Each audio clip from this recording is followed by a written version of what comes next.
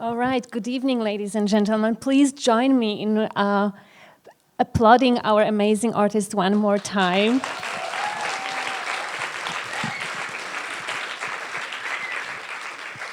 We have just witnessed a unique performance, a mystical interaction between the living and the dead in this profound artistic intervention.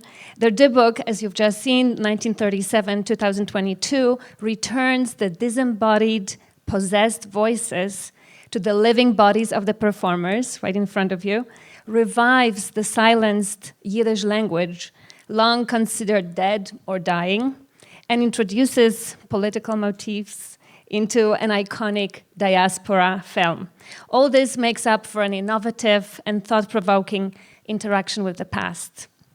I will just briefly say that the original 1937 Dybbuk by Michał Waszyński was one of the it was a Yiddish adaptation of Szyńczanski's play, as you've seen at the beginning. It has become an iconic masterpiece of Yiddish and European cinema. And when the movie was shown in 1938, a very interesting piece of information in Palestine, as scholar Zahavit Stern reminds us, the movie was dubbed in Hebrew, which was hailed as, I'm quoting, a great victory for the Hebrew language. So what we've just witnessed is a complete reversal, right? The voices of the living possessing the dead right now. So I will start with a few questions and then we'll open it to the public. So I wanted to ask, what prompted you to perform the dialogue of this classical movie live? Why did you decide to voice the silenced language? Whoever wants to go. So a first version of this work was done by Adi and Shahar for a festival we did in 2014 about the Dybbuk. That was without dubbing. The music was changed and the editing was much shorter. There was an orchestra. And there was a live orchestra, yes, and that was to play the music, yes. And a year or two after that, we proposed them to do this version where we continue with this idea of the Dybbuk, of the voice speaking through other bodies, in this case, living bodies. Right, it's like also an inversion of what the Dybbuk is, and also to make, as you said, this kind of reconnection with Yiddish language here in Israel. Also the music, when the orchestra played, when we did it in 2017 and 2018, was mostly based on the Moldova by Smetana, that it's very alike to the Atikva, but it's not. It's a chess composer, and it's based on a Romanian folk song. So this was you will.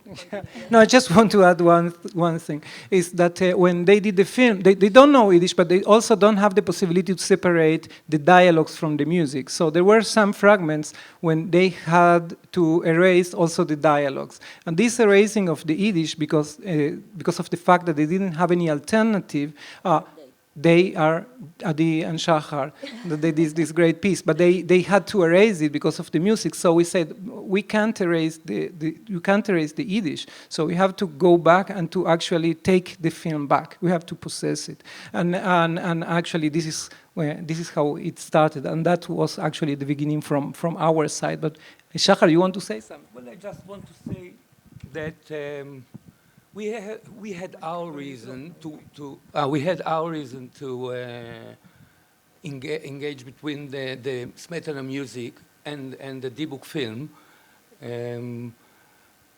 We wanted to transfer the feeling that the Tzionut, which is the Atikva, but not exactly the Atikva because it's Smetana. So we wanted to connect it between the Tzionut and the Dybbuk, not in a negative way. We think every great idea, if you want to make great things, you need to be in a Dybbuk. You need to be crazy, really. Crazy for one thing. It's the same. But then Lea and Diego, they have another aim. They wanted to resurrect the Yiddish. They wanted to bring the Yiddish to the front stage, and not the Hebrew. And then Yarden came and took out the Smetana and composed his own music. So there are 3 changes here. I really don't know exactly where it goes, but it is interesting. It is very interesting, and with the amazing original music that you witnessed today, it changes the movie completely. As a self-proclaimed world expert on Dybbuks, moi, I've seen the original Dybbuk dozens of times. I've seen this performance earlier, not live, and every time it brings out something new. And I think that by sort of engaging with the movie in this way, you open it up to new audiences. Let me ask you, before I continue with the questions, how many of you have seen a Yiddish movie before? All right, that's impressive. I thought there would be like one hand. So this is a story of possession, right? We've seen the dead soul of Hanan possesses Leah, a living body of Leah before the wedding. But through this performance, you also perform several acts of possession. You already mentioned, right, possessing the Dybbuk, possessing the Yiddish past. The past continuously haunts the present, as we've seen, and the voices of the dead possess the living bodies. And what I really loved is the transgender aspect of the possession, right? That you voiced male and female characters interchangeably. So I wanted to ask, and you've performed this show several times, so I wanted to ask, what's the experience of being repeatedly possessed by the Yiddish past? No, it's a pleasure. It's a pleasure. I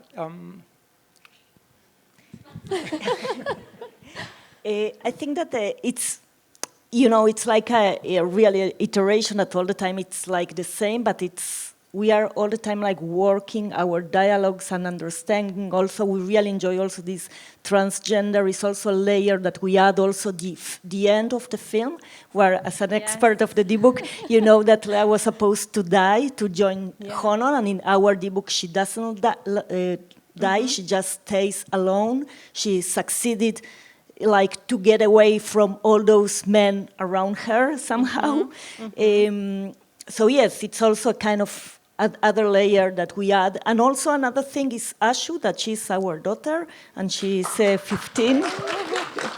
And also when she's singing the voices of Hanan and Leah, and also singing in Yiddish, the Badhan, that's so moving and beautiful, it's also another layer of continuation, right, of Yiddish language, that she knows the whole play. She can do the Dybbuk alone. I don't know if you know that, but she knows all the dialogues. Yeah, this I wanted to add. Actually, we are practicing the Dybbuk without the film in our salon and when we are traveling. And the kids, they know also Nahuel, who is there filming us and documenting. We are like the Dybbuk became part of our own language, and we are using text of the Dybbuk to react to different situations in our everyday life. So it becomes a little bit weird. We discovered that the Dybbuk has so many dialogues that can fit everything, like "kann nicht sein." It can't be. Like you can use it, or today with the Ori that we had to pick up the sound man, and what example? Yes, I say, okay, so, kriegeren in der Karete, go into the carrette. So we are using all the time this language, so it became present. That's fabulous. So you get possessed on a personal level as well. Ashu, may I ask what's your experience have been? Because you are 15 now. So you were 10, my math is right? I think I was 11 years 11 old, the first time, so you're sort of growing up with the Dybbuk. Right. We're sorry. No, I liked it. I enjoy like performing with my parents and with Adi and Shacharaim, and it's like, I don't know, I just love performing in general, and this is so different from what, I'm a pianist, so this is so different from what I usually do, and I don't know, it's just so fun, and like hearing my parents speak in Yiddish, it's weird, but I don't know, it's fun, and like, I mean, I don't understand anything that they're saying, but but I don't know, just I enjoy it very much. You were absolutely wonderful, absolutely amazing. All right, so the time has come for questions from the audience. Yes.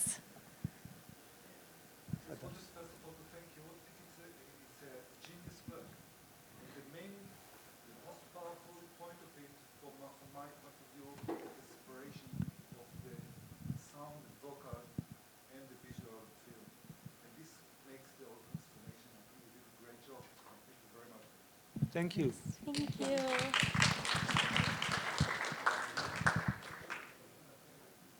Any other questions or comments or words of appreciation? Yes.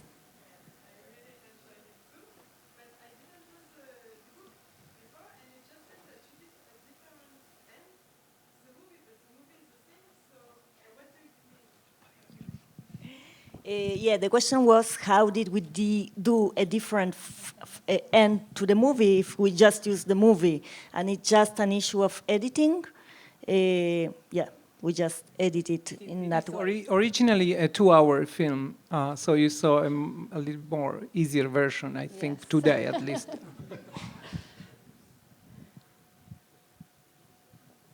Yeah, definitely. I'm showing the 2-hour movie to my students, and it's hard. Yes?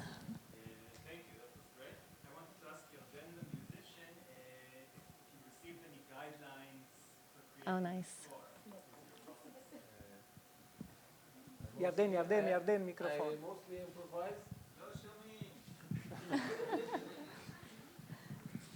Hey, I mostly improvise. That's my fun, to do it like with a real screen. But when I improvise too much, they say, "Smetana, smetana, give us the smetana." So I improvise with the smetana. So that was the guiding, if you ask. Yeah. Okay, thank you. One last? I want just to thank Aggie because she just arrived yesterday night from the States and she made this effort for us. So thank you very much, Aggie, for joining us. I am so thrilled to be here. I am so thrilled to be here. And I want to thank you all. Any last questions, comments? Yes? Oh, yes, more about Sala-manca group. So we are a group of artists. We are working since 2000 in different media, like performance, video, installation, and we also run an art center. It's called Mamuta. It's in Hansen House. And we collaborate a lot with different artists in our practice. Also, a lot of our work, I should say, there is a book outside that was at the entrance that's called המחלקה האתנוגרפית של המוזיאון של העכשווי, and it's dealing with art and ethnography, especially Jewish ethnography, and that's something that we are also very interested in. And Yiddish language, and also languages in general, and translation, and also social and political issues. Oh, I started to speak about Sala-manca a lot. And we love to collaborate with Adi and Shahar. We do it constantly. Yeah, and also with Yarden. As a matter of fact, he's our in-house musician, more or less. So, yeah. Something else? No. Yeah, why not? We did some previous telenovelas, slow telenovela, one chapter every 7 years. So, yeah, and one of the responsible for us continue doing art was Adas Ofrat, who is staying here with us. So thank you, Adas, for supporting us from the very beginning.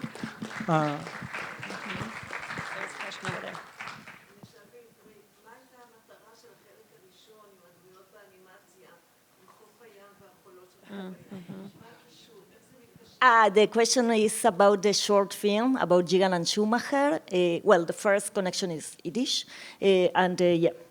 Yeah, the film was screened because we liked that time when we came to the cinema and we saw some short films. And today is the opening of the Venice Biennial, and this film is part of the Yiddish Land Pavilion. And it's just a fragment of a reconstructed fictional escape from two very famous artists, Shimon Jigan and Israel Schumacher, from the Soviet Union. And it is done with puppets, it's like, in a way, they are escaping in the Soviet Union, but we are performing here in Herzliya. So it's this type of translation of this possibility, and just was launched today, the Yiddish Pavilion. So we do a parallel screening. It's just a fragment of a larger work we are doing with the Jigan and Schumacher puppets and our own puppets. Yeah. Yes.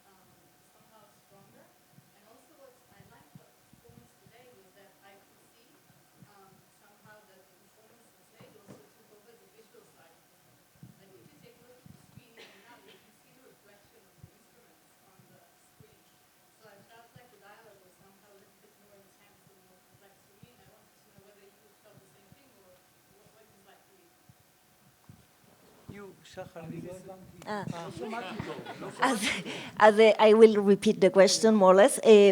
So Karen saw the performance, the previous version with the orchestra, and she felt that now it's more intimate, that the dialogues come out in a better way, and also that the shadows of ourselves and the instruments on the screen, it makes a closer connection. Somehow it worked. But it worked. So we are happy, first of all, because it's the first time we do this version. So,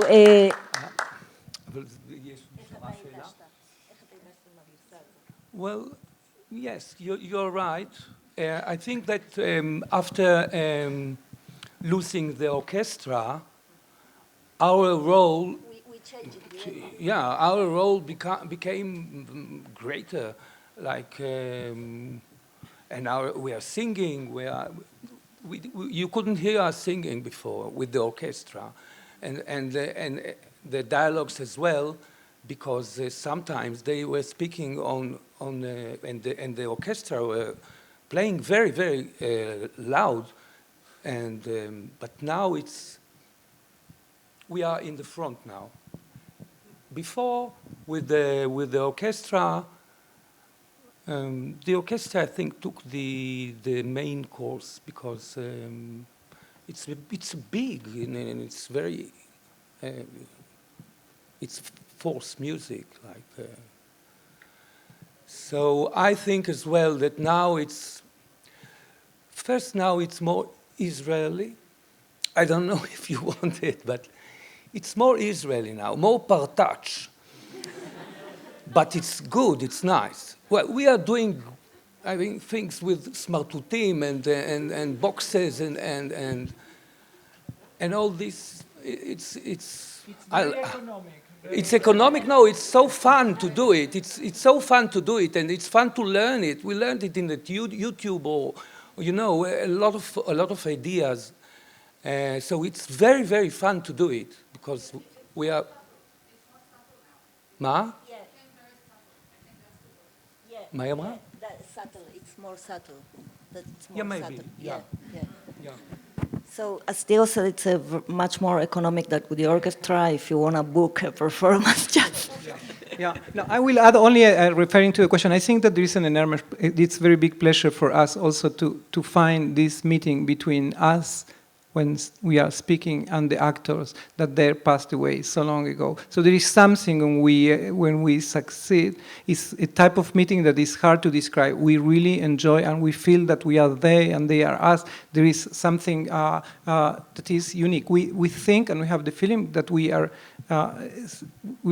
able to keep them alive, at least for the time of the performance. It was definitely very intimate. Like you could see that sort of you are part of the film because you are so close to the film. Any takers for the last question, comment? I just want to say that you guys are doing an absolutely. Oh, sorry. Here you go.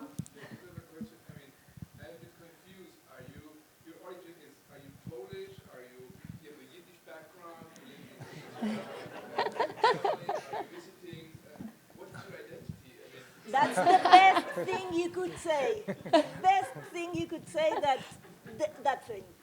That's our identity. But, Lama. Okay, so Diego and I are from Argentina. We are living here for 20 years. More than 20 years. We have, yes, Diego wrote his PhD on Gigan and Schumacher. He wrote his MA in Yiddish, the first and unique, only a last MA written in Yiddish at the Hebrew University.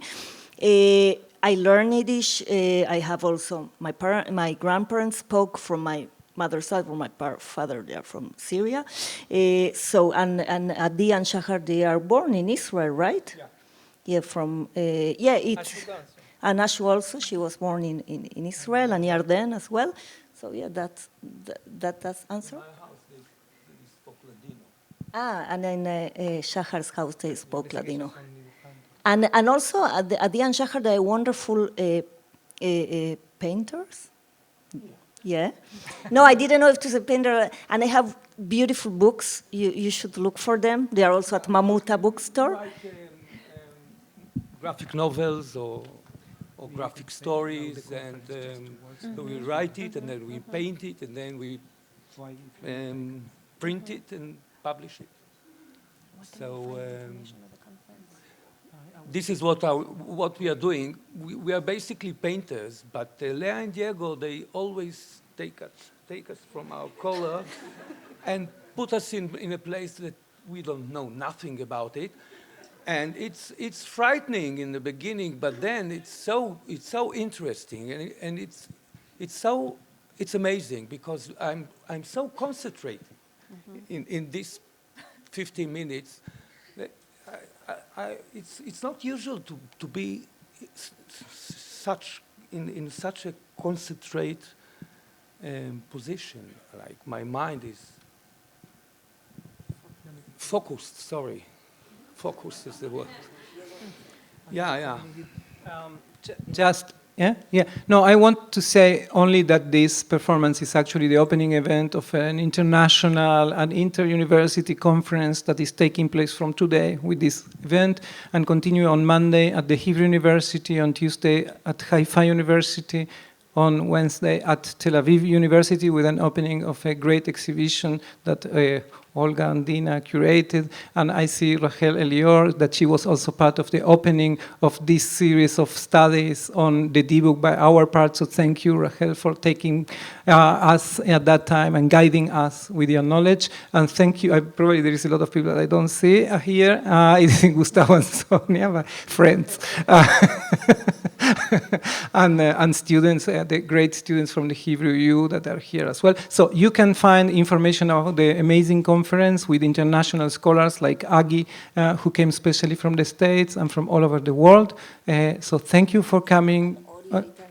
And Ori, thank you, Ori, really, for the sound. Thank you, it was amazing. Thank you very much. And Kemal, and Gali and Eitan that helped us to set up all this event. Yes. And the staff of the Cinematheque. Thank you so much for coming and joining us, and thank you guys.